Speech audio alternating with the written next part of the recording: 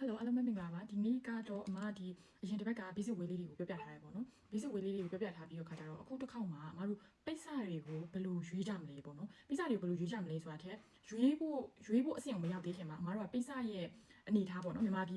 ရဲ့ရာသီဥတုအနေထားရဲ့ပြီးရခါကြတော့ဒီဈေးကွက်ထဲမှာရှိနေတဲ့ပိတ်စတွေရဲ့ပြီးသွားပြီဆိုလို့ရှိရင်ဘယ်အထည်ဆိုလို့ရှိရင်ဘယ်ပိတ်စနဲ့ကြိုက်တယ်မကြိုက်ဘူးပေါ့နော်ဒါလေးတွေကိုအမတို့ကအရင်အဆုံးလေ့လာဖို့လိုတယ်ပေါ့နော်ဆိုတဲ့ခါကြလို့ရှိရင်အမကဒီနေ့ပြောပြချင်တဲ့အကြောင်းအရာကဒီ favorite guide တွေအကြောင်းပေါ့နော်ပိတ်စလမ်းညွန်ပေါ့ပြောမယ်ဆိုလို့ရှိရင်ပိတ်စလမ်းညွန်အဲ့ဒါတွေကိုအမတို့ကဒီ Pinterest တို့ Google တို့မှာလည်းရိုက်ပြီးတော့ရှာလို့ရတယ် favorite guide တို့ဒါမှမဟုတ် test time guide ပေါ့နော်အဲ့လိုမျိုးလေးတွေရိုက်ရှာလို့ရတယ်ဒါပေမဲ့ test time ဆိုလို့ရှိရင်တော့သူကချီမြင်တွေပဲထွက်လာတာပေါ့နော် favorite ဆိုမှပဲသူကfavorite ဆိုတာက test time ဆိုတာကအမတို့ချီတွေရက်လုံနေတဲ့အဆင့်ပေါ့နော်ချီတွေရက်လုံပြီးတော့ပိတ်စဖြစ်လာတဲ့ဥစ္စာပေါ့နော်ပြည်တွင်း local ချီတွေပုံစံမျိုးပေါ့နော် favorite ဆိုတာကတော့ဒီဘာဖြစ်လဲဆိုလို့ရှိရင်ပိတ်စကိုအသုံးပြုဖို့အတွက်အကုန်လုံးအမတို့အချောတယ်ဖြစ်သွားပြီကုန်ကြမ်းနေတယ်လုံးဝအချောအဆင့်ဖြစ်သွားပြီအဲ့လိုမျိုးအဆင့်ကိုခေါ်တာအဲ့ဆိုတော့ခါကျတော့အမတို့ကချီတွေကိုအမတို့ဒီပိတ်စအမျိုးအစားကိုဘယ်လိုရွေးကြမလဲပေါ့အဲ့ပိတ်စအမျိုးအစားတွေဘယ်လိုရွေးကြမလဲဆိုတဲ့နေရာမှာကိုကအရင်ဦးဆုံးဘာအထည်ထုတ်မှာလဲအထည်ထုတ်မဲ့ဥစ္စာပေါ့နော်ဘယ် line ကိုသွားမှာလဲဘယ်လိုထုတ်မှာလဲပေါ့နော်အဲ့ဆိုခါကျတော့ဒီထုတ်မဲ့အပိုင်းတွေကကြတော့အမတို့ကမရွေးရသေးဘူးဆိုလို့ရှိရင်အရင်ဦးဆုံးစိတ်နဲ့အရင်ချပြီးတော့လုပ်ရတယ်ပေါ့နော်စိတ်နဲ့အရင်ချပြီးတော့လုပ်ရတယ်ဥပမာဖြင့်အမတို့ကရှက်အင်ကြီးထုတ်မှာလားဒါမှမဟုတ်ဘူးဆိုလို့ရှိရင်ကိုထုတ်မဲ့စား daily wear ပုံစံမျိုး dress လေးတွေထုတ်မှာလားဒါမှမဟုတ်ဆို side band တွေထုတ်မှာလားbaby wear တွေထုတ်မှာလားပေါ့နော်ကလေးတွေအတွက်ပဲရည်ရွယ်မလားမြန်မာဝတ်စုံလားပေါ့အဲ့လိုမျိုးတွေရည်ရွယ်တဲ့ခါကျလို့ရှိရင်အမတို့ကဒီဈေးကွက်ထဲမှာရှိနေတဲ့ပိတ်စအမျိုးအစားတွေကိုစပြီးတော့တွက်ကြမယ်ပိတ်စအမျိုးအစားစပြီးတွက်ကြတဲ့ခါကျတော့ဈေးကွက်ထဲမှာဆိုရင်အမတို့မြန်မာပြည်ရဲ့ဈေးကွက်မှာဆိုလို့ရှိရင်အခု local ကနေထွက်တဲ့ချီအမျိုးအများကြီးထွက်တယ်ပေါ့နော်အဲ့ဒါကလေချီသားဆိုရင်အမတို့ကကန်ကောင်းချင်းတစ်မျိုးပဲတည်လားဘာလို့လဲဆိုတော့ခါကျတော့အမတို့ local မှာချီတွေအများကြီးထွက်တယ်ပြီးသွားဆိုရင်အဲ့ချီကဈေးကွက်တော့အရင် quality တော့မမီဘူးဒါပေမဲ့ပြောရမယ်ဆိုလို့ရှိရင်တော့ဝတ်လို့ကောင်းတယ်အမတို့ရဲ့ဒီမြန်မာပြည်ရာဒီဥတုနဲ့အရန်ကိုက်ညီတယ်ပြီးသွားဆိုရင်ဈေးသက်သာတယ်ပေါ့နော်ပြည်တွင်းနဲ့ပြည်ပနဲ့ရှင်လို့ရှိရင်အမတို့ရဲ့ဈေးကအရန်သက်သာတယ်ပေါ့နော်ပြီးသွားဆိုအဲ့ဥစ္စာကိုအမတို့က value add လို့ခေါ်တယ်ကို design တစ်ခုခုနဲ့ထပ်ပြီးတော့ထုတ်နိုင်လားသို့မဟုတ်ပေါ့နော်ဒီထပ်ပြီးတော့ design add မလုပ်နိုင်ဘူးဆိုလို့ရှိရင်ဘယ်လိုမတူကွဲပြားတဲ့ဥစ္စာလေးတွေပေါ့နော်ပြီးအယောင်တွေကိုအမတို့ဘယ်လိုမျိုးတတ်မှတ်ပြီးထုတ်ကြမလဲပေါ့နော်အဲ့လိုမျိုးလေးတွေကိုလုပ်နိုင်တယ်ဆိုအရင်အဆင်ပြေတယ်ပေါ့အမတို့ကဒီပြပနဲ့ရှင်နေဆိုလို့ရှိရင်အမတို့ရဲ့ချီဈေးနှုန်းကအရင်ဈေးသက်သာတယ်ဒါပေမဲ့ပေါ့နော်ပြောရမယ်ဆိုကာလာအရင်ကာလာလိုင်းတွေတိတ်မနိုင်တာပြီးသွားပြီဆိုလို့ရှိရင်ချီကြောအဆင့်ပါတယ်အမတို့တွေကဟိုမရှင်နိုင်တာပေါ့နော်ဒါပေမဲ့ချီရဲ့ quality ကတကယ်ကောင်းတယ်ချီရဲ့ quality ကတကယ်ကောင်းတယ်ဆိုတော့ဘာဖြစ်လို့လဲဆိုတော့ခါကြတော့အမတို့ဟိုရှင်ပြီးတော့ဝတ်ကြည့်လို့ရတယ်ပေါ့နော်ရှင်ပြီးတော့ဝတ်ကြည့်လို့ရတယ်ဒီ linen တို့ sorry linen တို့ပြီးသွားပြီဆိုလို့ရှိရင်အမတို့ဒီထိုင်းချီပေါ့နော်ထိုင်းချီမှာဆိုလို့ရှိရင်တော့ထိုင်းချီပေါင်းသားနဲ့အမတို့ဒီမြန်မာပြည်ကထွက်တဲ့ချီပေါင်းသားနဲ့ပေါ့နော်အဲ့ဒါနဲ့ကိုရှင်ပြီးတော့ဝတ်ကြည့်တဲ့အခါမှာလေဝတ်ရတဲ့တက်တောင့်တက်တာဖြစ်တာပေါ့နော်တက်တောင့်တက်တာဖြစ်တဲ့ဟာနဲ့ဒီဝတ်လိုက်တဲ့အချိန်ကျလို့ရှိရင်ဝတ်လို့ကောင်းတယ်မကောင်းဆိုတဲ့ဥစ္စာကွာသွားတယ်ပေါ့နော်ပြည်ရှားကြီးဥရုနဲ့လိုက်ပြောကွာတယ်ချီသားဖြစ်တဲ့အတွက်ကြောင့်မို့လို့ quality တော့ကောင်းတယ်ဒါပေမဲ့ဒီထိုင်းချီမှာဆိုလို့ရှိရင်ပေါ့နော်အမတို့အခုအမရဲ့ဒီမြန်မာဝတ်စုံတွေမှာဆိုပေါ့နော်အမကအကုန်ချမ်းကိုကဒီအင်္ဂလိပ်ချီတစ်မျိုးတည်းကိုပဲအဓိကထားပြီးတုံးတာပေါ့အရင်တော့အမထိုင်းချီကိုတုံးနေဒါပေမဲ့ဘာဖြစ်လဲဆိုတဲ့ခါကျတော့အမကဒီထိုင်းချီကိုဒီ local သမားတွေကိုပေါ့နော်အဓိကကိုယ့်ရဲ့ပြည်တွင်း local ရလူတွေကိုအလုံးရစီခြင်းနဲ့ပြီးသွားဆိုကိုယ့်ပြည်တွင်းကနေထုတ်တဲ့ကုန်ချမ်းကိုပဲအမသုံးခြင်းနဲ့အဲ့ဆိုခါကျတော့ဒီ value add လုပ်တဲ့နေရာမှာပေါ့နော်အမထိုင်းချီကိုလုပ်လို့ရတယ်ဒါပေမဲ့ထိုင်းကလူတွေအတွက် promote လုပ်တဲ့ပုံစံမျိုးဖြစ်သွားမှာပေါ့နော်သူတို့ဈေးကွက်အတွက်ရှာပေးတယ်လို့ဖြစ်မယ်သူတို့နိုင်ငံရဲ့ဥစ္စာကိုသူတို့လူတွေကကုန်ချမ်းလုပ်နေရနဲ့ပဲလုံလောက်တယ်ပေါ့နော်အမားတို့ပြည်တွင်းရလူတွေကကြတော့ကိုပြည်တွင်းရပစ္စည်းကကုန်ချမ်းကအရန်မကောင်းဒါပေမဲ့အမားတို့ကိုတက်နိုင်တဲ့ဥစ္စာ value add လုပ်ဖို့လိုအပ်တယ်ပေါ့နော်အဲ့ဆိုခါကျတော့အမားကနည်းနည်းခေါင်းမမာနဲ့ပဲဒီပြည်တွင်းကကုန်ချမ်းကိုပဲပိတ်ကုန်ချမ်းကိုပဲအမသုံးတယ်ပေါ့နော်တော်တော်များများကဒီပြပရောက်နေလူတွေဆိုလို့ရှိရင်တော့ထိုင်းချီပဲသုံးပေးပါဆိုတော့ခါကျအမမလုတ်ပေးဘူးပေါ့နော်ထိုင်းချီကိုတော့မလုတ်ပေးဘူးဆိုတာမျိုးပေါ့နော်အမအဲ့လိုမျိုးညင်လိုက်တဲ့ခါကျလို့ရှိရင်တို့ကအမလက်ရကိုရချင်တယ်ဆိုလို့ရှိရင် okay ပြည်တွင်းကကုန်ချမ်းနဲ့ပဲရတယ်ယူမယ်ဆိုတာမျိုးဖြစ်လာတယ်အဲ့နောက်ပိုင်းမှာတို့ဟိုဒီ quality လေးတွေဝင့်ရင်နဲ့လက်ခံလာတယ်ပေါ့နော်ဆိုတော့ခါကျတော့အမတို့ဒီတုံးကြည့်ကိုကလည်းစမ်းပြီးတော့တုံးကြည့်မှာပဲဒီရဲ့ချီအမျိုးစားပြီးလို့ရှိရင်ဘယ်နာလေးကအားနေချက်ဘယ်နာလေးကအားတာချက်ရှိရဆိုတော့ပို့ပြီးတော့တိလာတာပေါ့နော်ဆိုတော့ခါကျတော့အမတို့ခုနောက်ပိုင်းမှာပိတ်ကအရင်တော့ဆိုအမအများကြီးမဝယ်နိုင်တဲ့ခါကျတော့ဒီဝယ်တဲ့တိုင်ကိုအမတို့မှာဒီရောင်လေးလုပ်ပေးပါဟိုရောင်လေးလုပ်ပေးပါလို့ request လုပ်လို့မရဘူးသူတို့ရောင်ပေးတဲ့အရောင်ကိုပဲသုံးရတယ်ပေါ့နော်ခုနောက်ပိုင်းမှာအမတို့ဟိုဒီကုန်ချမ်းကိုများများဝယ်နိုင်လာတဲ့ခါကျတော့ request လုပ်လို့ရလာတယ်အဲ့ဒါဘာလဲဆိုတော့ခါကျအမတို့ဒီရောင်မကြိုက်ဘူးဒီရောင်လေးလုပ်ပေးပါဒီရောင်ကအဆင်ပြေတယ်ဒီရောင်လေးတွေထပ်ပြီးထုတ်ပေးလို့ရမလားစင်တစ်ခုလုံးအပြတ်လုပ်ပေးလို့ရမလားပေါ့နော်အဲ့လိုမျိုးလေးတွေပြောလို့ရလာတဲ့ခါကျတော့အမတို့မှာအားတာချက်လေးတွေပို့ပြီးတော့ရလာတယ်ပေါ့နော်ပိတ်နဲ့ပတ်သက်ပြီးတော့လေဒါ ဒါကတော့အမပိတ်ဝယ်တဲ့မှားတဲ့နေရာမှာဘူးတုကရအောင်လို့sharing လုပ်ပေးရပါတော့เนาะအမတို့လေဒီလိုမျိုးလေးမှာလို့ရတယ်နောက်တစ်ခါကျတော့ရက်ကန်ယုံနေထိသွားလို့ရလာတယ်ရလာပြီးလို့ရှိရင်ရက်ကန်ယုံမှာအမတို့ဘဲရောင်ဘဲကလာလေးကိုလိုချင်တယ်ပြီးလို့ရှိရင်ချီဆိုလို့ရှိရင်တို့အရောင်လေးဆက်တာရှိရကွာအဲ့မှာအင်းထဲမှာဆိုလို့ရှိရင်လည်းဘာလို့ဆိုအမတို့ဒီမြန်မာပြည်ရဲ့ဒီဇိုင်နာပေါ့เนาะထုတ်တဲ့ကုန်တဲ့ထုတ်တဲ့လူတွေကကာလာမနိုင်တဲ့ခါကျတော့ကာလာအရန်ဘာဖြစ်လဲဆိုခါကျတော့အရန်ပုံစံတုံးနေပေါ့เนาะဆိုအမတို့ international ဈေးကွက်ကိုတိုးဖို့အတွက်ဆိုလို့ရှိရင်တော်တော်လေးမလာတဲ့အကြောင်းတွေဖြစ်တယ်အဲ့ဆိုခါကျတော့အမတို့ကအဲ့မှာတင်ဘာလုပ်လို့ရလဲဆိုတဲ့ခါကျတော့တို့ကိုမြများဝင်နိုင်တယ်မြများထုတ်နိုင်တယ်မြများလုပ်နိုင်ပြီဆိုလို့ရှိရင်အကြောင်းကို request လုပ်လို့ရတယ်စင်ကိုလीတို့ပိတ်စင်ကိုဟုတ်ကဲ့ပိတ်စင်တစ်စင်မှာအုတ်ရေ90ရမယ်ဆိုလို့ရှိရင်အုတ်ရေ90လုံးကိုအမတို့ကအကြောင်း2မျိုးပဲယူမယ်2 line ပဲယူမယ်3 line ပဲယူမယ်အဲ့လိုလေးကိုကစင်ပြက်ပေါ့နော်မှားလို့ရလာတယ်အဲ့ဆိုခါကျတော့အမတို့မှာအားတာချက်တစ်ခုဖြစ်သွားတယ်ပေါ့နော်အဲ့အားတာချက်လေးရလာအဲ့ဆိုဒီအခုထုံးမဲ့အထက်ထုံးမဲ့လူတွေပေါ့နော်အထက်ထုံးမဲ့လူဒါကတော့အမကတော့ခြီသား line ဖြစ်တဲ့အတွက်ကြောင့်မို့လို့ဒီ line ဒီလိုပုံစံမျိုးလေးတွေတွားလို့ရတယ်ဆိုတဲ့အကြောင်းကိုပြောပြတာတကယ်လို့ပေါ့နော်ခြီသား line ကိုမသုံးဘူးအမတို့ export quality ပေါ့နော်ဒီ export outlet တွေရှိတယ် factory ဝင်တဲ့ဥစ္စာတွေရှိတယ်ပြီးသွားဆိုရင်တရုတ်ကလာဝင်တဲ့ပိတ်တွေရှိမယ်ထိုင်းရဝင်တဲ့ပိတ်ရှိမယ် BNN ဘက်ကဝင်တဲ့ပိတ်တွေရှိမယ်ပြီးတော့မှအမတို့ဒီ outlet တွေကွာဒီလားဒီနမပြည်မှာexport အထည်တွေချုပ်ပြီးလို့ရှိရင်ပိုတဲ့ပိတ်အလိတ်အကြီးတွေရှိတယ်အဲ့ဟာတွေကပြန်ပြီးတော့မတည်တော့ဘူးပေါ့နော်ဒါ export တီးတန့်သုံးတဲ့ပိတ်အလိတ်တွေရှိတယ်အဲ့ဒါတွေကိုလည်းဒိုင်နဲ့လာတဲ့ဟာရှိတယ်နောက်တစ်ခုက container နဲ့လာတဲ့ဥစ္စာတွေရှိတယ်အဲ့ဒါတွေကိုမှအမတို့ကဒါပေမဲ့လေထက်ခါပေါ့နော်ဥပမာပြဆိုကြပါစို့စက်ယုံထိုက်ရိုက်ဆိုလို့ရှိရင်တော့အမတို့ကသူတို့ရဲ့ item ကိုဒီပိတ်ရဲ့ item ကိုပေါ့နော်တောက်လျှောက်ဒီတယောက်နံပါတ်ဘယ်လောက်ဆိုပြီးမှာလို့ရတယ်ဥပမာအမတို့ဒီ Valentino ပေါ့နော် Valentino ပိုးတွေတို့ဒီထိုင်းပိုးတို့အဲ့လိုမျိုးပိုးတွေဆိုလို့ရှိရင်တော့ company တွင်းတာ company ကတွင်းတာဖြစ်တဲ့အတွက်ကြောင့်မို့လို့အမတို့တွေဒီသူ့ကိုဘယ်နှစ်ပဲဖြစ်နောက်နှစ်မှာလည်းအမတို့ဒီကုတ်နံပါတ်နဲ့ color code ပေါ့နော်အတိအကျရနိုင်တယ်နောက်နှစ်မှာလည်း color code အတိအကျရနိုင်တယ်ပိတ်စာရဲ့ quality ကိုလည်းတပြေးညီလည်းရနိုင်တယ်ဒါပေမဲ့ခုနလို export outlet အထည်တွေကြတော့ဈေးလည်းတက်တာတယ်ပေါ့နော်ရန်ကုန်မှာဆို116လမ်းမှာအများကြီးပဲဈေးအရန်တက်တာတယ် ready made နည်းနည်းစီထုတ်မဲ့လူတွေဆိုရင်အဲ့မှာသွားပြီးတော့ဝယ်လို့ရတယ်ပေါ့နော်အထည်30စား40စား50စားပေါ့နော်ကိုပတ်စံတက်နိုင်တယ်လို့မျိုးတချို့ဆိုရင်ဝယ်ပြီးတော့ပြန်ရောင်းတဲ့ဥစ္စာရှိတယ်ဥပမာတကိုက်ကိုသူကလက်လီပဲဖြစ်လက်ကားပဲဖြစ်ဈေးတူပဲပေးတယ်အဲ့ရ116လမ်းရဲ့အားတာချက်ကပေါ့နော်ဆိုတော့အမားတို့ကအရင်တော့ဆိုလို့ရှိရင်ပေါ့နော်အရင်ဟိုးရင်နေ2020တက်လောက်ကဆိုလို့ရှိရင်ပိတ်တကိုက်ကို2500နဲ့ရောင်းနေဆိုလို့ရှိရင်အပြင်မှာပေါက်ဈေးက4500ရှိတယ်ပေါ့နော်အခုဆိုလို့ရှိရင်တော့ဈေးကအရင်တက်နေပြီပေါ့ဈေးတွေကလည်းမြင့်လာတဲ့ခါကျလို့ရှိရင်အမအခုနောက်ပိုင်းပေါ့နော်အမဒီ stipend ထုတ်ဖို့အတွက်ဆိုလို့ရှိရင် company ဓာတ်ရိုက်တွင်းတဲ့ဥစ္စာပေါ့နော်အဲ့ company ဓာတ်ရိုက်တွင်းတဲ့ဥစ္စာဘာလို့ quality ကလည်းတစ်မျိုးတည်းကိုရနိုင်တယ်ဥပမာဖြစ်အမဒီနှစ်6လပိုင်းမှာမှာထားတယ်ပေါ့နော်ဆိုတော့နောက်နှစ်6လကုန်ပြီးတော့မှအမဒီ page ကိုထပ်မှာတယ်ဆိုလို့ရှိရင်လည်းအဲ့ quality ပဲရနိုင်တယ်တို့ပေမဲ့ဒီ116လမ်းမှာရောင်းတဲ့ export page လေးတွေကြတော့အမကဒီနှစ်မှာဒီပိတ်စာရပြီမဲ့ဒီလမှာပေါ့နော်ဒီလမှာဒီပိတ်စာအမျိုးအစားရပြီမဲ့နောက်လမှာတော့မသိကြတော့နောက်၄-၅ရက်မှာတော့မသိကြတော့ဘူးသူကဘာလို့ဆိုတော့တစ်ခေါက်ပဲဝင်တာဖြစ်ပြီးတဲ့ခါကျတော့ကိုတစ်ခါတည်းဝယ်ထားနိုင်မှာဥပမာဖြစ်ကိုဒီတစ်ခါတည်းဒီအထက်ကိုထုတ်တော့မယ်ဆိုလို့ရှိရင်အရင်တော့ဆိုအမတို့ကဒီပိတ်ကလေးသဘောကျတယ်ဆိုလို့ရှိရင်တစ်ခါတည်း10ခိုက်15ခိုက်90ပေါ့နော်ကိုတက်နိုင်တဲ့လောက်နဲ့ဝယ်ထားလိုက်ရတယ်ပေါ့နော်အဲ့လိုမျိုးလေးတွေရှိတယ်ဒါ export အသားတွေပေါ့နော်အဲ့ကနေတဲ့အမတို့မှာဒီဈေးထဲမှာပေါ့နော်ယူဇနာပလာဇာတို့ကိုချုပ်ဈေးတို့လိုမျိုးမှာဆိုလို့ရှိရင်တော့သူကcotton ဘိုင်းနဲ့ဆိုင်ရာဆိုလို့ရှိရင်လီနင်တွေတို့အိန္ဒိယဝင်တဲ့ချီတွေတို့အဲ့လိုမျိုးပေါ့နော်တောက်လျှောက်ချီချင်းသားပေါ့အဲ့လိုမျိုးလေးတွေလည်းလာတယ်ဒါတွေဆိုလို့ရှိရင်အမတို့ကလေ့လာကြည့်ရမယ်တချို့ဟာတွေကကြတော့ဒီကိုဝယ်ထားတဲ့ပိတ်စနဲ့ကိုထုတ်ချင်တဲ့ပုံစံတွေကကွက်တိကြမနေကွက်တိကြမနေဆိုတော့ပိတ်အသားတွေကိုအရင်ဦးဆုံးလှတာပဲကြည့်လို့မရဘူးကိုယ့်ရဲ့အသားမှာတင်ကြည့်ရတယ်အမဆိုလို့ရှိရင်ဟိုရင်နှစ်ကပေါ့နော်အမကယာရှိကာအသားပေါ့နော်ယာရှိကာဆိုပြီးတော့ခါကြတကယ်တော့ယာရှိကာမဟုတ်အော့စကာအသားသူတို့ကအမတို့နားမလည်တဲ့အတွက်ကြောင့်မို့လို့ယာရှိကာဆိုပြီးတော့လိန်ပြီးတော့ရောင်းတယ်ပေါ့နော်လိန်ပြီးတော့ရောင်းတယ်ဆိုတာကသူတို့ကဒါကိုအမတို့တိတ်မသိဘူးဆိုတော့ယာရှိကာပေါ့နော်ယာရှိကာဆိုပြီးတကယ်တမ်းဈေးကွက်ထဲမှာယာရှိကာကတော့အရင်အသုံးဝင်တယ်ယာရှိကာနဲ့အော့စကာနဲ့စာလို့ရှိရင်အော့စကာပိတ်သားတော့ပို့ပြီးတော့ကောင်းတယ်တို့ပေမဲ့ဈေးကွက်ထဲမှာအော်စကာအသုံးမဝင်အဲ့လိုမျိုးဖြစ်နေအဲ့ပိတ်သားရောက်လာတဲ့ခါကျအမပိတ်ဘယ်နဲ့လေးလောက်ဝယ်လိုက်မိလဲဆို8လိတ်9လိတ်လည်းဝယ်မိတယ်အလိတ်တွေအများကြီးပေါ့နော်အဲ့ကနေလည်းဒါနဲ့ဗာလေးဆိုတော့ခါကျတော့သူကလေsport wear ပေါ့နော် sport wear ပုံစံမျိုးကိုချက်ဘောင်းမီလေးပေါ့နော်အဲ့လိုမျိုးဘောင်းမီဒီဘက်မှာတောင်ကြီးဘက်မှာဆိုတော့ခါကျတော့အေးတယ်ကွာအဲ့ဆိုအဲ့ဘောင်းမီစောင်းရတီရောက်ပြီဆိုလို့ရှိရင်အမတို့ကလေဘောင်းမီတစ်ထက်တည်းဝယ်လို့မရအောင်တစ်ထက်တည်းဂျင်းဘောင်းမီဆိုတစ်ထက်တည်းဝယ်လို့မရအရင်အေးတယ်အပြင်ထွက်လို့ရှိရင်အဲ့ဆိုအောက်ကတစ်ထက်ခံရတယ်ပြီးတော့နောက်တစ်ထက်ခံရတယ်ဂျင်းဘောင်းမီဆိုတော့တစ်ထက်မှာဂွန်းသားတွေပါတဲ့ဟာတွေဝယ်ရတယ်ဂဒီပါဘောင်းမီတွေဝယ်ရတယ်ပေါ့နော်အဲ့လိုမျိုးဆိုတော့ခါကျတော့ဒီအရာတွေကိုနဲ့ကြိုက်တယ်အမကအများကြီးထုတ်မယ်ဆိုရည်ရွယ်ချက်နဲ့လုပ်လိုက်တာဒါပေမဲ့ဘာအဲ့ဒါတက်လဲဆိုတော့အသားကပိတ်တာအရင်ကောင်းတယ်ရာဒီဥရုနဲ့လည်းကြိုက်တယ်ဒါပေမဲ့ချုပ်လိုက်တဲ့အချိန်မှာသူဇောင်းနေရာလေးမှာသူတို့ဘာလဲဆိုတော့ရှာတာပိတ်ကရှာတာအဲ့ဒါအမမသိတဲ့ခါကျတစ်နှစ်လောက်ပိတ်အောင်ရတယ်ဘာဖြစ်လဲဆိုတော့နောက်တော့မှတိတဲ့သူကိုမေးလိုက်တဲ့ခါကျတော့သူကမီးနဲ့တိရတယ်ပေါ့နော်ချုပ်ပြီးွားဆိုရင်မီးလေးတိပြရတယ်အဲ့ခါကျမှပဲတော့ဝက်လို့ရတယ်ပေါ့အဲ့ခါမှပဲအမအဖြေပြန်တွေ့ရတယ်ဒါပေမဲ့တစ်နှစ်လောက်ကတော့ကိုယ်ပတ်စံအောင်ရတယ်ပေါ့နော်ဒီတိုင်းပဲအခုဒီနှစ်ထိလည်းမထုတ်ရသေးပါဘူးဖုံးလို့ရှိရနေတော့မရှိသေးတယ်ဒါတောင်အမဒီလားပိတ်သားနဲ့ပတ်သက်လို့ရှိရင်အမအရ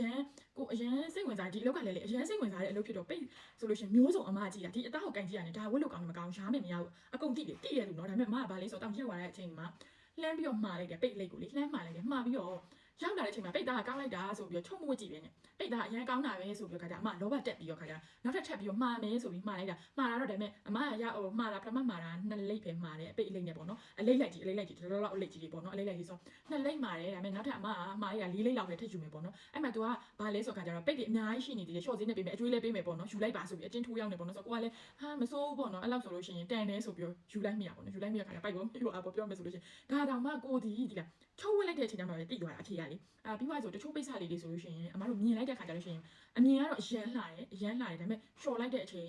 ပြီးသွားဆိုလို့ရှိရင်နေလှမ်းလိုက်တဲ့အချိန်ပေါ့နော်အဲ့လိုမျိုးပေါ့နော်အဲ့ချိန်မှာအဲ့ဒါတက်တာတွေအရန်ရှိရတချို့ထိုင်းချီဆိုလို့ရှိရင်အယောင်မကျွတ်ဘူးနော်တို့လုံးဝတို့ရဲ့ technique ကိုအရန်အာမခံတယ်quality တွေအာမခံတယ်ဒါပေမဲ့တကယ်လက်ထက်ရောက်လာတဲ့ခါကျရင်အယောင်ရင်းတဲ့အယောင်ဆိုလို့ရှိရင်ပိတ်သားအရန်ကျန်းတယ်အယောင်ဘာလို့ဆိုတော့စိုးစေးကိုအမာကြီးစိုးထားတယ်အရန်ကျန်းတယ်ကျန်းသွားပြီးသွားဆိုလို့ရှိရင်သူကဘာဖြစ်လဲဆိုလို့ရှိရင်ရှော့လိုက်တဲ့ခါကျအယောင်ကျုပ်သွားနေလန်းလိုက်လို့ရှိရင်ပထမအမတို့နေရောင်အနုပေါ့နော်ဥပမာပြန်9နာရီလောက်ထိ9နာရီစက်ရန်ကုန်မှာဆိုရင်10နာရီလောက်နေတဲ့ကိုမနေ့ခင်မှာအမတစ်ခေါက်လေအယုံမကိုအင်ကြီးကောင်ဝတ်ပေးလိုက်တယ်ခရမ်းရောင်လေးအမမမှတ်မိတလားပေါ့နော်ဒါစင်ပူပူမဲ့အထေကွာခရမ်းရောင်လေးဝတ်လိုက်တယ်ဝတ်ပြီးတဲ့ခါကျအမ6နာရီထိုးမှတပုံထားလိုက်တယ်အဲ့ချိန်မှာရတဲ့နေရောင်ခြေကအလှဆုံးဓာတ်ပုံရိုင်းအလှဆုံးဖြစ်လို့မို့လို့အမမနေ့6နာရီဆိုလို့ရှိရင်ဓာတ်ပုံထားရိုက်တယ်ကွာအဲ့ထားရိုက်ပြီးတော့ခါကျအင်ကြီးမချွတ်ပေးဘဲနဲ့ထားခဲ့မိတာထားခဲ့ပြီးတော့9ခွဲလောက်မှာတတိယလို့တွားကြည့်လိုက်တဲ့ချိန်မှာတချမ်းလုံးအယုံမရဲ့ဒီတချမ်းလုံးအရှိနေထိုးထားတဲ့ဟာကနေလုံးဝနေစားသွားတယ်ဆိုတော့နေရောင်ကဒီလောက်ထိတောင်ပြင်းနေပေါ့နော်ပြီးတော့ခါကျခြိသားတွေဆိုဒါပေမဲ့မြန်မာပြည်ကခြိသားအဲ့လောက်မဖြစ်ဘူးမြန်မာပြည်ကခြိကစိုးစေးအရန်မများဘူးချုပ်စေးတွေအရန်မများဘူးအရန်အယောင်တောက်တာတွေဆိုလို့ရှိရင်တော့မကောင်းဘူးပေါ့နော်အယောင်မတောက်တဲ့ဟာတွေအသုံးများတယ်ဆိုလေလုံးဝအဲ့လိုတော့မဖြစ်တော့ဒါပေမဲ့ထိုင်းခြိမှာလုံးဝဖြစ်တယ်ခောက်ရရှိနေအဲ့ခောက်ရ2လ3လလောက်ဖြစ်သွားအဲ့ခောက်ရမှာအယောင်ကျွတ်သွားတယ်ပေါ့နော်အဲ့လိုမျိုးတွေဖြစ်တယ်ဆိုတော့ခါကျအမားတို့ကဒီဟာကိုစမ်းကြည့်ရ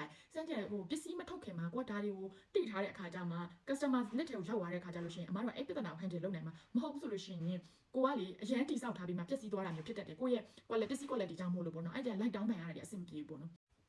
်အဲ့လိုမျိုးအမားတို့ပိတ်တွေကိုအရင်ဦးဆုံးဝယ်မယ်ဆိုလို့ရှိရင်ပေါ့နော်စမ်းကြည့်ဘလန်တီနိုဆိုလို့ရှိရင်ဘလန်တီနိုပိုးတွေဆိုလို့ရှိရင်သူကနည်းနည်းအယောင်ဝတ်တယ်ဝတ်ကလေးနဲ့ပေါ့နော်ပြီးသွားဆိုလို့ရှိရင်အခုနောက်ပိုင်းမှာဆိုoffice ပေါ့နော် office wear လေးတွေဒီလိုမျိုးသူကလေရှက်ကလေးတွေတို့လေကရုံးလေးတွေတို့ပေါ့နော်အမျိုးသမီးဝတ်လိုက်ရင်ကွာသူကလုံးဝလေဘာလဲဆိုလို့ရှိရင် boss ကပေါ့နော် gentleman sense အဲ့လိုမျိုးပေါ့နော်ထွက်တယ်ပေါ့နော်အထဲထဲမှာဝတ်တယ်ဆိုလို့ရှိရင်အရန်မိုက်တယ်ဒါပေမဲ့သူကဘာလဲဆိုတဲ့ခါကျအရန်ထိန်းရတယ်သူ့ကိုကြားလို့ရှိရင်ဘလန်တီနိုကြိုက်ရင်မတို့ဘာထိန်းရလဲဆိုရင်ရေအထိမခံဘူးမတို့မီးဘူးတိုက်တယ်မဟုတ်လားမီးဘူးတိုက်တဲ့ခါကျရင်ဒီလိုလက်နဲ့ဒီလိုတိုက်ရတဲ့မီးဘူးရှိရဲဒီလိုမျိုးမီးဘူးလာတိုက်ရတဲ့ဥစ္စာရှိရဲအငွေ့တွေထွက်တယ်ကွာအဲ့မှာရေနွေးငွေ့မီးဘူးပေါ့နော်ရေနွေးငွေ့မီးဘူးနဲ့မသုံးနိုင်တဲ့စပြီးထုတ်နေတဲ့လူတွေဆိုလို့ရှိရင်တော့ရေဖြန်းပြီးတော့မီးဘူးတိုက်လေးရှိရဲအဲ့ခါမှာတော့လုံးဝကွက်သွားတယ်အဲ့ကွက်သွားတဲ့နေရာလေးကိုမတို့ရေနည်းနည်းလောက်ထိပြန်ထိလိုက်လေထက်ကွက်လေးနဲ့တော့တစ်ထည့်လုံးကိုရေလျှော်ပြီးသွားမှာပဲအဲ့ကွက်တာပြောက်တာအဲ့ဆိုခါကျအမတို့မှာအဲ့သူ့ရဲ့ဒီအားနေချက်အားတာချက်တွေရှိရပေါ့နော်ပြီးသွားဆိုလို့ရှိရင်အဲ့အထည်တွေကြတော့ဘလန်တီနိုပိုးတွေကြတော့အမတို့တစ်ထည်ဝယ်ပြီးသွားဆိုလို့ရှိရင် तू ကထက်ကသုံးလို့ရတယ်လုံးဝအယောင်မကျသွားဘူးပြီးသွားဆိုလို့ရှိရင် तू ကလည်းနဲ့ shine နေပါတဲ့အတွက်ကြောင့်မို့လို့ပွဲတိုးတယ်ပေါ့နော်ပြောမယ်ဆိုမြန်မာအခေါ်ဆိုပွဲတိုးတယ်ပေါ့နော်အဲ့လိုပုံစံမျိုးခြိသားတွေကြတော့အဲ့လိုတော့မဟုတ်ဘူးshine နေမပါတဲ့အတွက်ကြောင့်မို့လို့အမတို့ကအရန်ကြီး bright ကိုကလည်းလူကြားထဲမှာအဲ့လိုထင်းမနေစင်တဲ့ဟာမျိုးပေါ့နော်ဒီလိုမျိုးတချို့ introvert ပုံစံမျိုးဝတ်စားတတ်တဲ့သူတွေရှိရပေါ့အဲ့လိုမျိုးလေးဆိုလို့ရှိရင်ဒီတိုင်းပဲအမတို့တက်တာလေးနဲ့လုံးဝဒီ minimalist ပေါ့နော်အဲ့လို style လေးနဲ့ဝတ်ချင်တယ်ဆိုရင်ခြိသားတွေကအရင်ကောင်းတယ်နောက်တစ်ခုကကျတော့ခြိပုံစံမျိုးပဲအမတို့တွေမှာဒီဂျင်းသားခြိဂျင်းသားတွေရှိမယ်ပေါ့နော်လီနီမှာ polyester ဆိုတာနိုင်လွန်ပါတဲ့ဟာတွေရှိမယ်ဘောင်းမီသားတွေဆိုလို့ရှိရင်လည်းဈေးကွက်မှာရှောင်းတယ်ready made သား ready made သားအရန်ကောင်းဆိုလို့ရှိရင်လည်းချစ်ချင်းမဝင်နဲ့အရန်ကောင်းလို့ပြောရင်လည်းအမတို့သူ့ရဲ့ပစ္စည်း quality ကိုအရင်ဘာလို့ဆိုအခုခေတ်က online နေမှာနေအောင်เนาะ online နေမှာတဲ့ခါကျအမကဒီခုနကတော့ပိတ်အလိမ့်မှာလေအမကဘာဖြစ်သွားလဲဆိုခါကျတော့ပစ္စည်းကို2လိပ်ပဲဝယ်သေးတာအဲ့2လိပ်ဝယ်ပြီးတော့ကိုရောက်ချင်အမမစမ်းကြည့်ပဲနဲ့ထပ်မှာဆိုအရင်စမ်းကြည့်ပါအရင်ဆုံးဝယ်ဘာလို့ဆိုခါကျအခုမှစမယ်လူကကြတော့ကွာကိုယ့်ရဲ့ပိတ်အရင်ကြီးကကိုပစံကချွေတာပြီးတော့စပြီးတော့လောက်ရမှာအဲ့စလောက်ရမှာဆိုတော့နားလေအမအဲ့ခံစားချက်ကိုလေအမတို့လည်းပိတ်ဖိုးချိန်ရတယ်ချုပ်သမားအတွက်ချိန်ရတယ်ဝန်ထမ်းလာစာချိန်ရတယ်အဲ့လိုမျိုးလေးချိန်ရတဲ့အတွက်ကြောင့်မို့လို့ဒီကပတ်စံကပိတ်ကပလုံသွားပြီဆိုလို့ရှိရင်အမတို့ပြန်လောက်ရတာမလွယ်ဘူးပေါ့နော်ဆိုတော့ခါကျတော့ပိတ်ကိုမဝေခင်မှာအစမ်းဝယ်လို့ရလား3ခိုင်4ခိုင်5ခိုင်အရင်စမ်းကြည့်ပါစမ်းကြည့်ပြီးချုပ်ကြည့်ပါဝတ်ကြည့်ပါထက်ကဝတ်ပါအဲ့ဝတ်တဲ့ဥစ္စာအဲ့ခါမှပဲအဲ့ရဲ့ quality ရဲ့အနေထားကိုသိနိုင်တာမဟုတ်ဘူးနောက်တစ်ခုကဒီ hoodie တို့sweatshirt တို့ပြီးသွားပြီဆိုလို့ရှိရင် t-shirt တို့ထုတ်တဲ့ဥစ္စာရှိရယ်ပြီးသွားဆိုရင် tank top တို့tank top တွေထုတ်တဲ့ဥစ္စာ tank top တို့ပြီးရင်string ဒီ one string တွေပေါ့နော်တစ်လုံးအင်ကြီးလေးတွေထုတ်တဲ့ဥစ္စာရှိမယ်ပြီးသွားဆိုလို့ရှိရင်ကိုချက်အင်ကြီးပေါ့နော်ဆိုကြပါဆိုအဲ့ဒါကိုအမတို့ကအခု22 red လို့ခေါ်တယ်ဒီဆွဲသားပေါ့နော်ဆွဲသားအဲ့22 red မှာလည်းတူတူသားလို့ခေါ်ကြတာပေါ့ကွယ်ဟိုဒီအမတို့ရဲ့ဒီဟိုမှာတော့ designer ဒီအထက်ပိတ်လောကမှာပေါ့နော်ပိတ်လောကမှာဆိုကြပါဆိုပိတ်လောကမှာဆိုတူတူသားလားဆွဲပါလားအဲ့တူတူသားမှာတော့မျိုးစုံရှိရယ်ကွာ quality ကောင်းတာရှိရယ်မကောင်းတာရှိရယ်အဲ့မှာလည်းနည်းနည်းဆွဲတာရှိရယ်အရင်မာတဲ့ဟာတွေရှိ ရှိတယ်ပေါ့နော်အဲ့လိုမျိုးအဲ့ပိတ်သားတွေမှာဆိုလို့ရှိရင်လည်းမှာနည်းနည်းရင်မှာကြည့်ပါပြီးသွားပြီဆိုလို့ရှိရင်ဘာလို့ဆိုအယောင်တွေကအပြင်မှာပြတာနဲ့အထက်မှာပြတာနဲ့လည်းကွာတက်တယ်ပစ္စည်း quality ကောင်းပြီအဆင်ပြေပြီဆိုလို့ရှိရင်အဲ့ဒီကကိုမှာတဲ့ဒိုင်နဲ့ရင်းနှီးအောင်လုပ်ထားပါအဲ့ခါကျမှပဲသူတို့ကရင်းနှီးသွားမှပဲကိုကိုပစ္စည်းအစ်ရောက်လို့ရှိရင်လည်းပြောပြတယ်ပြီးသွားပြီဆိုလို့ရှိရင်ကိုရဲ့ပစ္စည်းဆိုလို့ရှိရင်လည်း view site ပြီးတော့သူတို့လုပ်ပြီးတယ်ပေါ့နော်ဒါကလည်းအမားတို့အဲ့လိုလေးလုပ်ထားမှပဲအဆင်ပြေတာပေါ့မဟုတ်ဘူးဆိုလို့ရှိရင် quality မကောင်းဘူးဆိုလို့ရှိရင်လည်းဒီလိုထင်တာပေါ့နော်သူများကအဖြစ်ပြောတာတော့မဟုတ်ပေမဲ့ပစ္စည်းကဒီလိုတော့ထင်နေဒါပေမဲ့တယောက်တော့တိတ်တော့မကြိုက်ဘူးပေါ့နော်အဲ့လိုမျိုးပုံပွင့်လင်းပြောပြလိုက်ပေါ့နော်အဲ့ဆိုသူတို့လည်းနောက်ပိုင်းကျရင်ပြောပါများလိုက်အားနာပြီးတော့ခါကြတော့အရင်အရန်ကောင်းဆိုရင်ထပ်မပြောတော့ပေါ့နော်တချို့ကကြာလေလိုအပ်တာတဲ့ပို့ပြီးတော့ line ပေါ်မှာကြတော့ကွာအရန်ဟိုတစ်ချိန်လုံးတကယ်လည်းမကောင်းနေပဲနဲ့ကောင်းနေဆိုတဲ့ဥစ္စာကိုပြောထွက်လိုက်ဖို့ဝင်မလေးဘူးပေါ့နော်ဒီရောင်းနေလူတွေအဲ့လိုမျိုးဆိုခါကြအမားတို့ကအဲ့ဒါကိုတတိထားရမယ်ကိုယ့်ရဲ့အမြင်နဲ့ကိုတကယ်ရောက်လာပြီးပစ္စည်းကိုတုံးကြည့်တယ်လုပ်ကြည့်တယ်အဲ့လိုမျိုးမှာပေါ့နော်အမားမှာဆိုလို့ရှိရင်အမားမှာဟူဒီတုံးလိုက်မှာလိုက်တယ်အမားအဲ့တုန်းကလေဒီရောက်ရှိကလေးပြင်ဟူဒီကိုစမ်းကြည့်မယ်ဆိုပြီးတော့ခါကြတော့တောင်ကျွရောက်လာတယ်ပေါ့နော်ပြီးခါကြအမဆွတ်ရှက်တွေလည်းသဘောကျတယ်ဒီဟူဒီတွေချုပ်ရလည်းသဘောကျတယ်ဂျက်ကက်တွေချုပ်ရလည်းသဘောကျတယ်ပေါ့နော်အဲ့ဆိုခါကြအမဟူဒီချုပ်မယ်ဆိုပြီးတော့ခါကြအမဟူဒီပိတ်လေးတုံးလိုက်မှလိုက်တယ်အမကိုကအထာမသိဘူးနှွေးဖို့ပဲသိတယ်ဒီရောက်လာတဲ့အချိန်မှာနှွေးဖို့အဓိကပေါ့နော်အဲ့မျိုးဆိုခါကြအမသူကတပတ်သားယူမလားထဲကခွန်သားယူမလားလို့ပြောတဲ့အချိန်မှာအမဝမ်းသားရနဲ့ခွန်သားယူတယ်ပေါ့နော်ခွန်သားဈေးသက်တာတယ်တပတ်သားကြီးကြီးဈေးမှာလည်းပြီးခါကြပေါ့တဲ့ weight မှာကြတော့ခွန်သားကနည်းနည်းလေးခွန်သားနဲ့တပတ်သားနဲ့ဆိုရင်တပတ်သားနည်းနည်းလေးတယ်ပေါ့နော်ခွန်သားနည်းနည်းပေါ့တယ်ပေါ့နော်ပေါ့ပြီးတော့နှွေးတယ်ကွာအဲ့ဆိုခါကြတော့ရောက်လာတဲ့အချိန်မှာဘာဖြစ်လဲဆိုခါကြတော့အမရဲ့ customer ကတောင်ကြီးကလူနေတယ်ဒီရန်ကုန်ဘက်ပေါ့နော်မြန်မာပြည်အောက်ပိုင်းဘက်ကလူများတယ်အဲ့ဆိုခါကြအမကဒီအပူကြီးကိုကွာဟူဒီတို့ဆွတ်ရှက်တို့ထုတ်ရောင်းဖို့တော့မလွယ်ဘူးဒီဇိုင်းပိုင်းနေနဲ့တော့လူတွေကလက်ခံတယ်ဒါပေမဲ့အထက်ကပိတ်ရဲ့ quality ကလက်မခံနိုင်ဘူးဘာလို့အရင်ပူတယ်လीနော်နူရင်းနေဟာကြီးကိုဒီရန်ကုန်ကဘယ်လိုလုပ်ဝယ်မလဲစဉ်းစားလို့တော့မရဘူးအဲ့လူတွေကိုရောင်းဖို့အတွက်ဆိုအမမှာ customer ကမရနေတော့အဲ့တော့အမကဘာဖြစ်လဲဆိုတော့ခါကြတော့အဲ့ဒီရဲ့ခွန်သားအင်ကြီးတွေကလည်းအခုတည်းမထုတ်ရသေးဘူးမထုတ်ရသေးဘူးစမ်းနေတော့ပတန်တွေကိုစမ်းနေပေါ့နော်ငါလည်းကိုကနဲ့ကိုထုတ်ဝက်တာတော့အများကြီးပဲဒါပေမဲ့အဟိုးရင်နဲ့ကတော့အမဟူဒီတွေထုတ်လိုက်တယ်ဒီဟိုဆွတ်ရှက်တွေလည်းထုတ်တယ်ဒီဘက်မှာကျတော့အရန်အေးတော့ဦးစင်းတွေကိုလည်းအဲ့ဒါတွေချုပ်ပြီးတော့လှူတယ်ပေါ့နော်ဒီညညိုရောင်လေးပါလာတဲ့ခါကျတော့ဆိုအရန်အေးတယ်ကွာတင်ငန်းကြီးပဲလည်းမွန်းနိုင်ဘူးဆရာလေးတွေဆိုလို့ရှိရင်အဲ့လိုပဲဟိုတင်ငန်းတစ်ထက်ထဲပဲမဝင်နိုင်ဘူးကွာအဲထဲမှာဒီပန်းရောင်ဆိုလို့ရှိရင်ဆရာလေးတွေဆိုပန်းရောင်လေးတွေပေါ့နော်ဦးစင်းတွေဆိုရင်အဲ့လိုညီညို့ဒီလိုမျိုးသူတို့ရဲ့အရောင်တွေလိုက်တဲ့အစားပေါ့နော်ထဲထဲကနေတဲ့အနွေးတွေထပ်ဝက်ရတယ်ဝက်ပြီးတော့မှသူတို့ပြန်ပြီးတော့ဒီတင်ငန်းယုံရတယ်ပေါ့နော်အဲ့လိုမျိုးလေးဆိုခါကြတော့အမဒီဘက်တောင်ကြီးအတွက်တော့ဟူဒီကအဆင်ပြေတယ်ဒါပေမဲ့အမရဲ့ customer ကတောင်ကြီးမှာမများတဲ့အခါကျတော့အမကဒီနေ့ကျတော့ customer ပြန်ရှာပြီးပြန်ထုတ်မယ်ပေါ့နော်အဲ့လိုမျိုးရည်ရွယ်ထားတယ်အဲ့ဆိုတော့ဒီဟူဒီတွေ switch တွေထုတ်ဖို့အတွက်စဉ်းစားတယ်အဲ့လိုမျိုးစဉ်းစားတယ်ဆိုကိုရောင်းမဲ့နေရာဘယ်နေရာလဲဆိုတာလည်းတစ်ချက်ကြည့်ရတယ်ပြီးတော့ဆိုရင်ကိုရောင်းမဲ့customer ကဘယ်လိုပုံစံလေးတွေကြိုက်တက်လဲပေါ့နော်ပြီးတော့ခါကျဒီနေမှာပဲလုံမှာလားပေါ့ဆိုတော့အမကတကယ်လို့မြန်တောင်ကြီးကလူတွေကကြတော့ဟူဒီတို့ switch တို့ဆိုရင်ဟူဒီတို့ switch တို့ဖြစ်ပြီးတော့ဘာသားနဲ့ဖြစ်ဖြစ်တို့လက်ခံတယ်ဒါနဲ့ physical quality ကောင်းတယ်ကောင်းတာပေါ့နော်အဲ့လိုမျိုးဆိုခါကျဒါပေမဲ့ဒီမြန်မာပြည်အောက်ပိုင်းရလူတွေပေါ့နော်ပူတဲ့ data တွေကိုရောင်းဖို့အတွက်ဆိုလို့ရှိရင်တော့အမကဒီခွန်သားတွေနဲ့တုံးလို့မရဘူးအမတပတ်သားထဲတုံးရမယ်လုံးဝဟူဒီအကောင်းစားအသားတွေတုံးရမယ်ပေါ့နော်အဲ့ဆိုအဲ့ရဲ့ပစ္စည်း quality ကိုလည်းအမတို့ကြည့်ရတယ်ပြီးနောက်တစ်ခုကတော့လေလုံးဒီကလူတွေကလုံးလားပေါ့နော်အဲ့လိုမျိုးပြောတယ်ဘာလို့ဆိုအမတို့ကျတော့အသီးထလားဆိုပြီးပြောတယ်အသီးထတဲ့အသားရှိတယ်အသီးမထတဲ့အသားရှိတယ်အမကတော့အခုဒီတောက်လျှောက်မှာပိတ်လိုက်သုံးလိုက်ကိုတော်တော်လေးလည်းဝတ်ကြည့်တယ်ညာဘက်လည်းအိတ်တယ်ဘောင်းကြီးရောအင်ကြီးရောချုပ်ဝတ်တယ်ပေါ့နော်အဲ့လိုဆွတ်ရှက်တွေရောချုပ်တယ်ဟူတွေရောလုပ်တယ်ဒါပေမဲ့အမဲအောင်ဆိုလို့ရှိရင်ဂျိုင်းနေမှာအမဲတွေကတ်လာတယ်ပထမတစ်ခါမှာနောက်နှစ်ခေါက်တော့ရှော့ပထမတရေရှော့တဲ့အချိန်မှာအမဲအောင်နည်းနည်းအယောင်ကျတယ်အယောင်ကတော့မလွင့်သွားဘူးဒါပေမဲ့အမဲတွေထွက်တယ်ပေါ့နော်အစိမ်းရောင်ကတော့အရင် quality ကောင်းတယ်နက်ပြာနဲ့အနီညို့လေးဆိုလို့ရှိရင်သူကလုံးဝဝတ်လို့အရင်ကောင်းတယ်သူကကျတော့အယောင်မကျုပ်ဘူးပေါ့နော်ဆိုတော့အမတို့မှာအဲ့လိုစမ်းကြည့်ရရှိရဲအယောင်ကမဆူဘူးဒါပေမဲ့ညီညို့လေးဆိုတော်တော်အဆင်ပြေတယ်အဲ့လိုမျိုးလေးတောက်လျှောက်ပေါ့နော်ဆိုတော့ဒီဟာတွေအတွက်ကိုအမတို့ကမစခင်မှာအရင်စမ်းကြည့်ရတယ်တချို့ဟာတွေကြတော့အမတို့ကရင်းနှီးလုပ်ဖို့အတွက်ကအရန်များလုံးအားကြီးအဲ့ဟူတွေဆိုပိတ်အလိမ့်လိုက်ဝင်မှရတာဆိုတော့ခါကျအမတို့အဲ့ဒါတွေငွေလေးခင်ဈေးကွက်ထဲမှာဘယ်ဟာတွေကအဆင်ပြေလဲဒါကဘာအသားလဲဆိုတော့နားလဲအောင်လုပ်ထားတဲ့အခါကျမှအထက်ပစ္စည်းမှာတဲ့အခါကျလို့ရှိရင်သူများပြောနိုင်မှာအဲ့မသိဘူးကျမတို့ကတော့မသိဘူးအဲ့ဒါရွေးပေးပါလားလို့ပြောသူများဂျင်းထဲမှာတကယ်ထဲ့တယ်မထည့်ဘူးမထင်နဲ့ဒီလောကမှာလည်းဒီလိုမျိုးတွေအများကြီးပဲအရင်ကောင်းတယ်ဆိုရောက်လာခါကျလုံးဝမကောင်းအဲ့ဒါတွေကလည်းရှိတယ်တကယ်ရှိတယ်ဆိုတော့ပြောရမယ်ဆိုတော့ပြောလို့မကုန်ဘူးပေါ့နော်ပိတ်တွေအကြောင်းပြောမယ်ဆိုလို့ရှိရင်ပြောလို့မကုန်အမကဒီဒါဗီဒီယိုမှာရှင်းပြတာဆိုတော့ data လေးတွေနဲ့အမတစ်ချက်ပြန်ပြီးတော့ဘယ်နေရာမှာဘာလေးတွေသုံးနေပေါ့နော်ပြီးလို့ရှိရင်ဆွဲသားအင်ကြီးတွေထုတ်မလားပေါ့ကိုထုတ်မဲ့မျိုးစားကိုအရင်ဦးဆုံးကိုထုတ်မဲ့အထည်ပုံစံကိုအရင်ဆုံးကြည့်အရင်ဆုံးဆုံးဖြတ်ချက်ချပြီးတဲ့အချိန်မှာပိတ်ကိုပြန်ရွေးဒီ local ကဝင်နေပိတ်နေရွေးမလားဒါမှမဟုတ်ဆိုလို့ရှိရင်ဒီအပြင်ကနေတဲ့အမားတို့ဒီ import လောက်လာတဲ့ဥစ္စာပေါ့နော်ဒီပြည်တွင်းကိုဝင်လာတဲ့ပိတ်နဲ့လုံးမှာလားအဲ့ထဲမှာပြည်တွင်းဝင်လာတဲ့ပိတ်ထဲမှာဈေးနှုန်းကဘယ်လောက်ကြိုက်လဲမကြိုက်ဘူးလဲပေါ့နော်အဲ့လိုမျိုးတွေပြန်ပြီးတော့တွက်ရတယ်အခု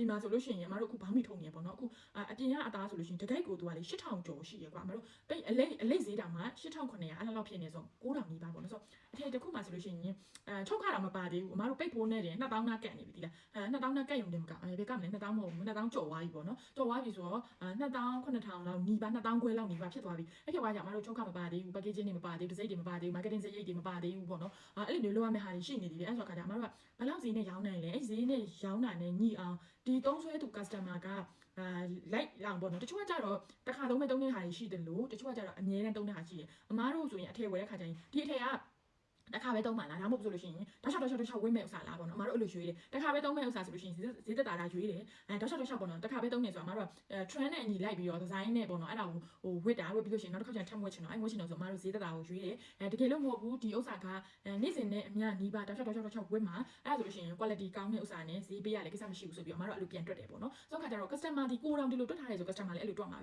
ဲတွက်မှာဆိုတဲ့ခါကျတော့အမတို့အဲ့မှာတင်ကိုဘာပေးနိုင်လဲပေါ့နော်ဒီ quality ကောင်းတဲ့ဥစ္စာပေးနိုင်တာဒါမှမဟုတ်တခြား value add လုပ်ထားတဲ့ဥစ္စာဒီလောက်တန်ဖိုးရှိတော့ဒီလောက်ပေးနိုင်နေဆိုတော့ဥစ္စာအမတို့ဘယ်လိုမျိုးတွက်လို့ရလဲဆိုတော့ဥစ္စာအရင်ဆုံးပြန်တွက်ပြီးတော့ပေးရမှာပေါ့နော်အဲ့လိုမျိုးဆိုခါကျတော့ကိုယ့်ရဲ့ပစ္စည်းကဘာအတွက်အဓိကသွားမှာလဲမပိတ်သားနဲ့သွားမှာလားထုတ်ပုံထုတ်နည်းနဲ့သွားမှာလားဒီဇိုင်းနဲ့ပဲသွားမှာလားအဲ့လိုမျိုးတကယ်လို့များကိုကပေါ့နော်ဟိုတနေ့အမမနေ့က basic wear တွေအကြောင်းပြောတယ်အဲ့ basic wear ထုတ်မဲ့လူကလုံးဝဒီဇိုင်နာလောကတွေကမဟုတ်ဘူးအပြင်ကလူတွေလုံးမဲ့လူတွေစိတ်ဝင်စားတယ်ဒီအဝတ်စားထုတ်မဲ့အောင်စိတ်ဝင်စားတယ်ဆိုလို့ရှိရင်အဲ့ဟာမှာကိုထုတ်မှာရိုးရှင်းလိုင်းဝယ်သွားမှာရိုးရှင်းလိုင်းကိုသွားမယ်ဆိုလို့ရှိရင်ပစ္စည်းကုန်ချမ်း quality ကတကယ်ကိုကောင်းနေမှာပဲအဆင်ပြေတာအဲ့ဆိုတော့အမတို့ကပိတ်အကြောင်းမျိုးလည်းတေချာလေးလာတင်တယ်အဲ့လိုလေးလာပြီးတော့ခါကျလေးလာရုံနဲ့တည်းမရဘူးဝယ်ကြည့်ပါချုပ်ကြည့်ပါဝယ်ကြည့်ပါဒါပြီးတော့ဆိုလို့ရှိရင်ကိုတယောက်တည်းမဝယ်ကြည့်နဲ့ကိုစိတ်ထဲမှာဒီလိုထင်နေဆိုလို့ရှိရင်ဥမာကိုရဲ့ဒီမှာရှိနေတဲ့ကိုတငယ်ချင်းတွေပဲဖြစ်ဖြစ်ဒါမှမဟုတ်ဆိုလို့ရှိရင်ဒီမှာ customer တော့အရင်မပေးနဲ့ပေါ့နော်အမတို့စမ်းကြည့်မယ်အပြီးွားဆိုလို့ရှိရင်သူတို့ဆရာ feedback ပြန်နားထောင်မယ်ပေါ့နော်နားထောင်ပြီးွားဆိုလို့ရှိရင်ဒီဇိုင်းကိုလည်းကြည့်ကြည့်မယ်အဓိကတော့ကိုအဓိကဝယ်ကြည့်ရပါပေါ့နော်အမဆိုလို့ရှိရင်အခုဘောင်းမီထုတ်တဲ့ဥစ္စာဆိုလို့ရှိရင်ဘောင်းမီတော့ရှော့ဝယ်ကြည့်တယ်တပုံရိုက်ကြည့်တယ်တွားကြည့်တယ်လာကြည့်တယ်ထိုင်ကြည့်တယ်ညဘက်အိတ်ကြည့်တယ်အိတ်တာတွေရှိပါအိတ်တွေပေါ့နော်အဲ့လိုမျိုးအခုလည်း switch တွေထုတ်တယ်ဟူတွေထုတ်တယ်ဆိုလည်းအဲ့လိုပဲအမားကလေးတွေလည်းအကုန်ဝတ်ခိုင်းတယ်ဝတ်ချခိုင်းတယ်ပြီးသူတို့ဆိုင်နဲ့ထုတ်တယ်ကိုဆိုင်နဲ့ထုတ်တယ်အကြီးနဲ့ထုတ်တယ်အသေးနဲ့ထုတ်တယ်ပြီးွားဆိုလို့ရှိရင် medium small less size အဲ့လိုမျိုးပေါ့နော်အမားဆိုလို့ရှိရင် 2XL လာဝတ်ရတယ်ကွာအဲ့လိုမျိုးဆိုခါကျအဲ့ 2XL size ဆိုလို့ရှိရင်ရော 2XL သမားဆိုလို့ရှိရင်တောင်းတတာရှိရလားဘယ်လိုနေလဲထိုင်တာဒီလိုမျိုးပေါ့နော်ထိုင်တဲ့ခါကျလို့ရှိရင်လည်းအမားတို့မှာထိုင်တာကပုံမှန်ထိုင်ရတဲ့အမျိုးသမီးတော့မဟုတ်အလုပ်ငန်းခွင်တွေကဆိုလို့ရှိရင်တော့အမားတို့ထိုင်ကုန်နဲ့ထိုင်လို့ရတယ်လုပ်ငန်းခွင်မှာမဟုတ်ပြင်ပမှာဆိုတော့အမားတို့အောက်ထဲမှာထိုင်ရရရှင်အဲ့လိုဆိုရင်ထိုင်လို့ကောင်းရလားအဲ့ဒါတွေတို့ပါအမားတို့တခြားကြည့်ရတယ်ပေါ့နော်ဒါကပိတ်သားမှာပိတ်တဲ့အစွဲအကျုပ်ပြီးွားဆိုလို့ရှိရင်ဒီပိတ်ရဲ့ခံနိုင်ပြီးွားဆိုအဲ့ပိတ်သားတချို့ကချုပ်သားပစ္စည်းသွားမဟုတ်ပိတ်သားပစ္စည်းသွားရှိချုပ်သားနေတယ်မဟုတ်ဘဲနဲ့လေအဲ့ဆိုအမားတို့အဲ့မာတွေချင်းအရင်စမ်းကြည့်ရတယ်ပြီးွားဆိုရင်ရှော့လိုက်ရောအရင်ကြုံသွားလားပြီးတော့ချုပ်ပြီးသွားရောရုပ်ထွက်ကလှရဲ့လားရုပ်ထွက်ကတော့လှပါရဲ့တကယ်တမ်းဝတ်ကြည့်တဲ့အချိန်ကျအဆင်ပြေရဲ့လားအဲ့လိုမျိုးပေါ့နော်အဲ့ပိတ်သားတွေပေါ်မှာလည်းအမားတို့ဒီဟာလေးတွေလိုက်ပြီးတော့ကြည့်ရတယ်ပြီးသွားဆိုမစိုးဘူးကိုလက်ခံနိုင်တဲ့အနေထားဆိုလို့ရှိရင်ကိုယ်တိုင်လက်ခံနိုင်တဲ့အနေထားမှာပဲ customer လက်ခံနိုင်တာကိုကလက်မခံနိုင်ဘူးဆိုလို့ရှိရင်ကိုယ်တိုင်ကလည်းကိုထုတ်တဲ့ပစ္စည်းကိုကလည်းကိုမသုံးဘူးမဝတ်ကြည့်ဘူးမလုပ်ကြည့်ဘူးဆိုလို့ရှိရင် customer ကြီးကနေတယ်အမားတို့ကအဲ့ feedback ကိုအရင်မမျှော်နဲ့သ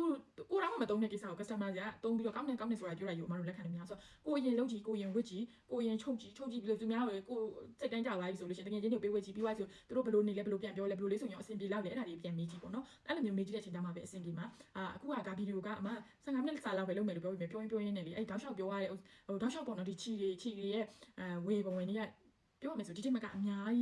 းပြောပြရမှာပေါ့နော်ဒီလောက်နဲ့တော့မလုံလောက်ဘူးဆိုတော့ကိုယ့်အနေကိုလေးလာပါကြည့်ပါအဓိက main ကတော့ဝယ်ပြီးွားပြီဆိုလို့ရှိရင်အရင်ချုပ်ကြည့်ကိုချုပ်ချင်တဲ့ပုံစံနဲ့ကိုက်ရဲ့လားဟောမှာဖြစ်ကော်လန်ထုတ်မယ်ဆိုရင်အဲ့ကော်လန်ရဲ့အနေထားလှရဲ့လားမိမှုတိုက်လို့အဆင်ပြေရဲ့လားတချို့ဆိုမိမှုတိုက်လို့လုံးဝအဆင်မပြေဘူးပိတ်ကြောကြောင့်အဆင်မပြေရရှိရဲ့မဆွဲတာတွေလေးပဲဆွဲတွေမဆွဲတာတွေဒါတွေကြောင့်မို့လို့အဆင်မပြေရရှိရဲ့ပြီးွားဆိုအနမ်းသက်တွေမကောင်းတာရှိရဲ့လုံးဝလျှော်လိုက်တဲ့အချိန်မကောင်းတာရှိရဲ့အဲ့ဒါလေးတွေကိုအဓိကထားပြီးတော့ကြည့်လို့ရှိရ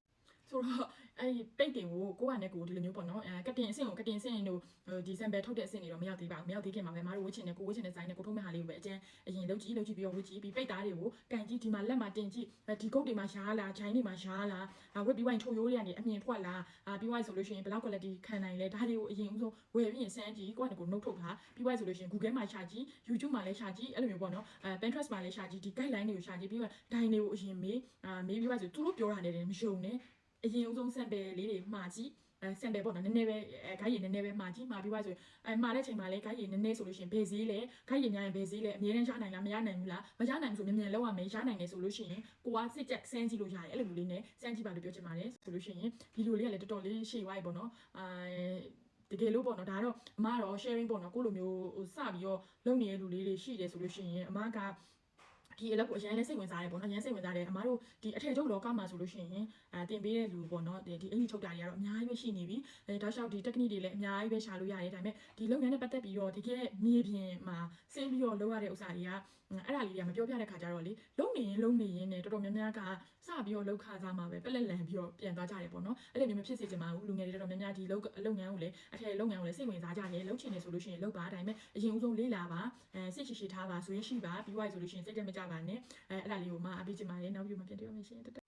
ဒီပုံလေးတွေကတော့အမားတို့ဒီ test time တို့ favorite တို့ရဲ့ guide ကလေးတွေပေါ့နော်အမားတို့ဈေးကွက်ထဲမှာရှိနေတဲ့ပိတ်စလေးတွေရဲ့ပြီးွားဆိုလို့ရှိရင်ဒီပိတ်စလေးတွေနဲ့ဘာလေးတွေချုပ်လို့ရတယ်ဆိုတော့ဟာအားနေချက်အားသာချက်ပေါ့နော်ဒါလေးတွေကိုပြောပြထားတာ Pinterest မှာလည်းရိုက်ချလို့ရပါတယ်အခုဒီဟာလေးကတော့အမားတို့ local ချီနဲ့ဒီပေါ့နော်ဒီကာကိုပန့်လေးတွေကိုအမားတို့စမ်းထားတဲ့ဥစ္စာပေါ့ဒါဆိုလို့ရှိရင်အမား၄တဲ့မြောက်စမ်းထားတာပါဆိုတော့ပြောရမယ်ဆိုလို့ရှိရင်တော့အထည်တွေမထုတ်ခင်မှာအမားတို့ပိတ်တွေကိုတီးဖို့အတွက်ဝတ်ကြည့်ပါစမ်းကြည့်ပါအမျိုးမျိုးလုပ်ကြည့်ပါပေါ့နော်အဲ့လိုမျိုးစမ်းမှပဲပို့ပြီးတော့အဆင်ပြေမှာပါဒါဆိုလို့ရှိရင်နောက်ဗီဒီယိုဖိုင်မှာပြန်တွေ့ကြပါမယ်နော်